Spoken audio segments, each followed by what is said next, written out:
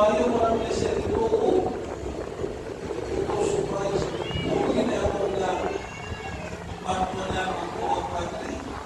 Na inanap ko na isuko sa kasente. Yung uupuan at ay tunay na nilitan mo dito ibibitahan si San Vicente. Paglubo, ang sus, magpahuman yung kanta, di mo sila, wala, ni-smile lagi si San Vicente. Nalipay na himuot si Vicente na nakita ang iyang pagkapalit kay si Vicente Ferrer o sa kapalit. Sa kapalit. Wala sa diyan nakita na ang iyang pagkapalit kay naklaro na ang iyang sultana, naklaro na ang iyang istola, naklaro na ang iyang Diyos-Angkot, di pahiyong si Vicente Ferrer. Usa siya kapalit.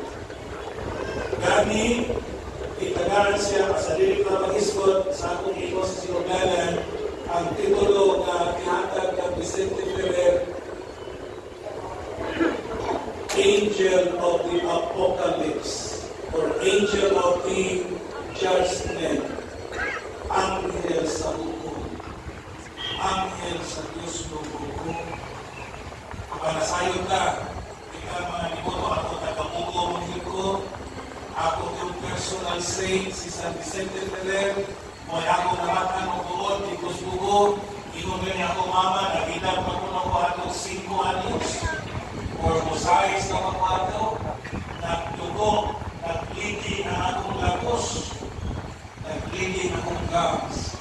Sa wala pa ko dala sa akong mama na konstruktor, ihapin ni sa mahal sa ulo, o nanantong kami ni San Vicente Ferrer, at patunog ako ni San Vicente. Ako na yung practice sa mundo. Ang ganang sa dito, tuloy na sa tumangan sa altar, o ako na yung noy pasyo ko dengan iguang. Iyago ako ng imahe ni San Vicente.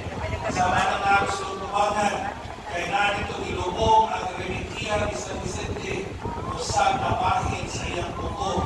Kamay na yung isod, i-preserve dito sa iyong imahe niya. Anak sa dito na magluhod, ipatunog na risbono